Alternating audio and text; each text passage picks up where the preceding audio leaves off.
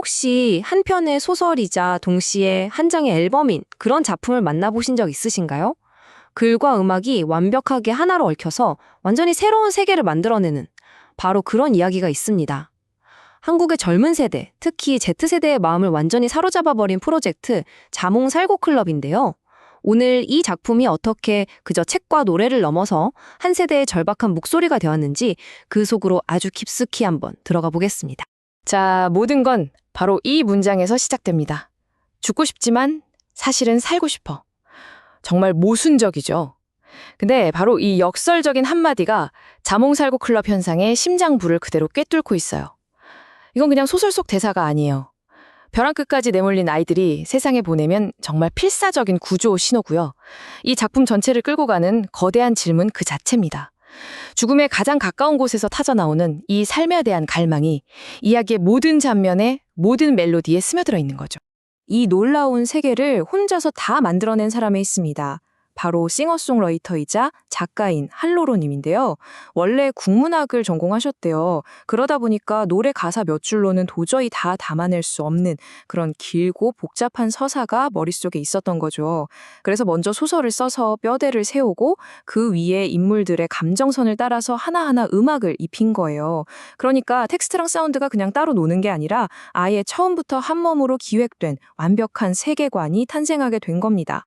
이 프로젝트가 얼마나 큰 울림을 줬는지는 이 차트를 보면 바로 알 수 있습니다. 되게 흥미로운데요. 주인공들은 분명 10대 중학생들이거든요. 근데 정작 이 책을 가장 많이 읽은 사람들은 20대예요. 무려 57%. 절반이 훌쩍 넘죠. 그 다음이 10대, 30대 순이고요. 이게 뭘 의미할까요? 이 이야기가 단순히 요즘 10대들의 힘든 이야기를 넘어서 이미 그 시절을 지나온 젊은 어른들의 마음속 깊은 곳, 어쩌면 외면하고 있던 과거의 상처와 지금의 불안감까지 건드리고 있다는 뜻 아닐까요? 아마 10대 때 미처 해결하지 못했던 아픔을 이 소녀들의 이야기 속에서 발견하고 현재의 막막함과 겹쳐보면서 깊이 공감하는 거겠죠? 자, 그렇다면 대체 자몽살고 클럽이 뭐 하는 곳일까요? 그 비밀은 이름 안에 전부 숨어 있습니다. 아주 절묘한 말장난에서 모든 게 시작되거든요. 이 부분이 정말 기발하다고 생각했는데요. 이름 자체가 이 이야기의 핵심 갈등, 그러니까 살아간다는 것의 양면성을 그대로 담고 있어요. 자몽은 다들 아시다시피 그 특유의 씁쓸한 맛이 있잖아요. 그게 바로 아이들이 마주한 현실의 고통을 상징하는 거고요. 동시에 살구는 발음 그대로 살고 싶다는 아주 간절한 욕망을 표현하는 언어 유희인 거죠. 그러니까 자몽살고 클럽이라는 이름은 매일매일 삶의 쓴맛과 단맛, 절망과 희망, 그 사이에서 아슬아슬하게 외줄타기를 하는 아이들의 상태, 그 자체를 보여주는 겁니다. 이 클럽은 그냥 모여서 신세 한탄하는 곳이 아니에요. 아주 체계적이고 엄격한 시스템으로 운영됩니다. 그게 바로 자살 유예 제도라는 건데요. 한 멤버가 너무 힘들어서 죽고 싶다고 하면 그 멤버에게 20일이라는 시간을 주는 거예요. 그리고 그 20일 동안 다른 멤버들은 자기 일처럼 그 친구가 무너지지 않도록 온 힘을 다해서 지켜주는 거죠. 목표가 뭐 거창한 게 아니에요. 그냥 내일에서 온 티켓 한 장, 딱 하루, 다음 20일을 더 버텨낼 수 있는 아주 작은 이유 하나를 함께 찾아주는 것. 그게 이 클럽의 전부입니다. 그리고 이 장면은 이 클럽의 정체성을 가장 상징적으로 보여주는 의식 같은 건데요. 모임이 끝날 때마다 멤버들은 다 같이 모여서 마치 주문을 외우듯이 이 구호를 3번 외칩니다.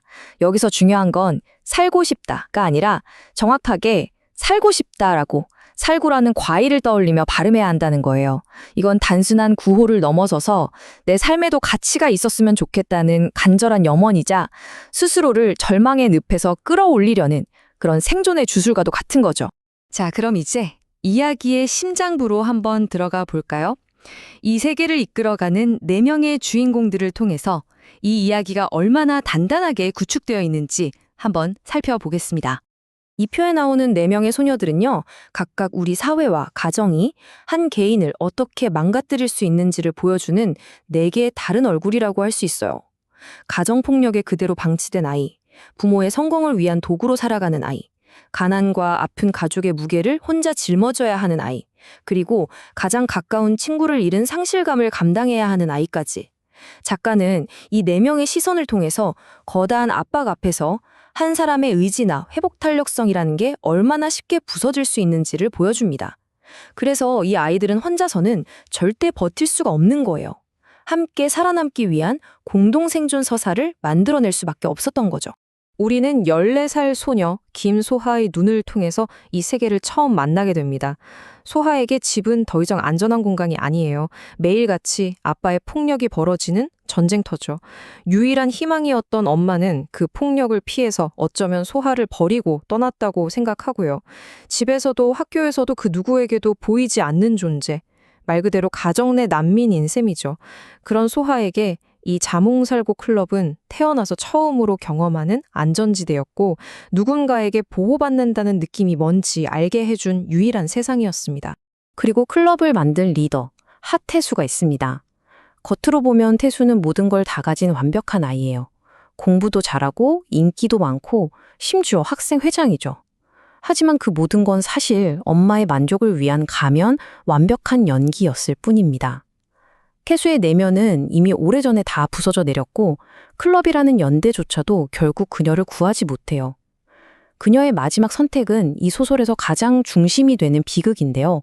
이건 단순히 죽음이 아니라 평생 자신을 억압했던 엄마의 통제에서 벗어나기 위한 마지막 복수이자 때로는 우리가 서로를 모두 구할 수는 없다는 잔인한 현실을 보여주는 장치이기도 합니다. 이토록 비극적이고 가슴 아픈 감정의 세계는 단순히 책 페이지 위에 글자로만 머물러 있지 않습니다. 음악을 통해서 아주 생생한 목소리를 얻게 되거든요. 여기서 정말 중요한 포인트가 뭐냐면요.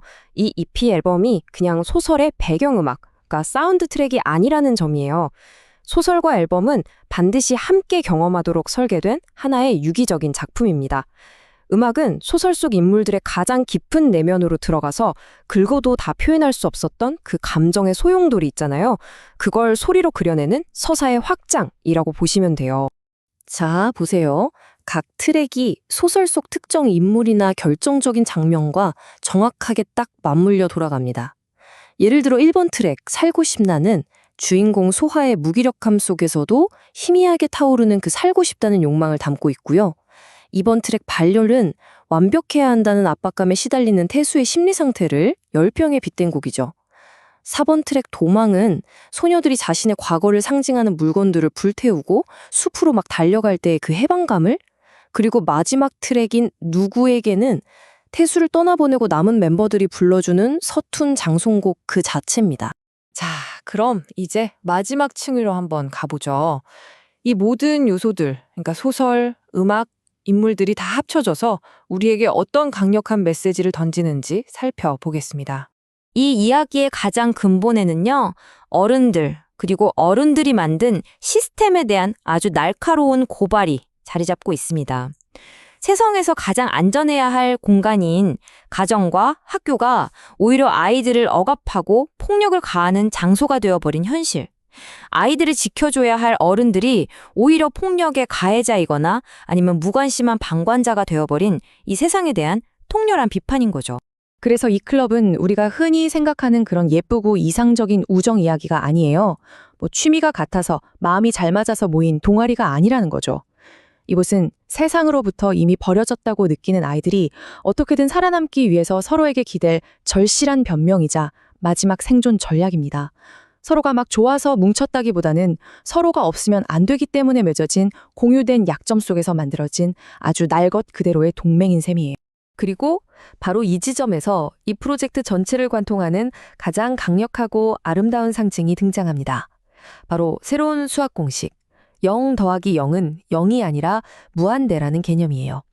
스스로를 아무 가치 없는 0이라고 여기는 사람이 또 다른 0을 만나도 그 결과는 여전히 0이 아니라 서로를 지지하고 기대면서 무한한 의미를 만들어내는 관계.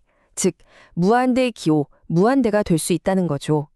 이건 한 사람의 가치를 성적이나 성취의 합으로만 계산하려는 이 세상의 논리에 대한 아주 근본적인 도전이라고 할 수 있습니다. 결국 이 이야기는 우리 모두에게 하나의 무거운 질문을 던지면서 끝을 맺습니다. 작가는 이 책을 통해서 우리가 더 너그러운 어른이 되기를 바란다고 말했는데요. 이 소설 속 비극을 그냥 하나의 이야기로 소비하고 끝내는 게 아니라 우리 현실을 비추는 거울로 삼아서 실제 세상의 변화를 만들어 달라는 요청이죠. 여러분에게 너그러운 어른이 된다는 것은 오늘 이 세상에서 과연 어떤 의미인가요?